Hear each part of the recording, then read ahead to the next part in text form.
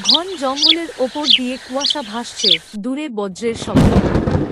মেঘ ফুঁড়ে এক বিশাল ড্রাগন উড়ে আসে, চোখে আগুনের ঝিলিক। নিচে গাছের ফাঁকে এক বাঘ জেগে ওঠে, মাটিতে পায়ের থাবা ফেলে। হঠাৎ তার পিঠের পেছন থেকে ডানা মেলে, ঝলমল করছে সোনালি আলোয়। বাতাসে পাতা উড়ে যায়, ড্রাগন থেমে তাকায় নিচের দিকে।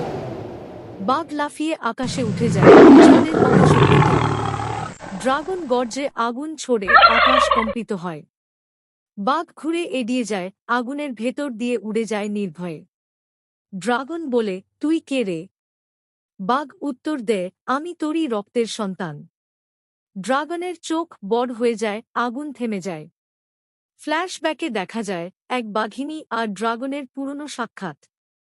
এক বাঘছানা জন্ম নিচ্ছে, পিঠে ছোট ছোট ডানার আকার। বর্তমান দৃশ্য, বাঘ আর ড্রাগন আকাশে মুখোমুখি দাঁড়িয়ে। বাঘ বলে, তুমি আমাকে চিনলে না, বাবা?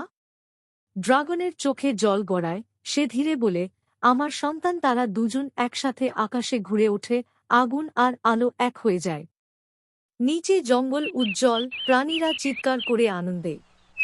ড্রাগন বলে, আজ থেকে তুই আকাশের রাজা।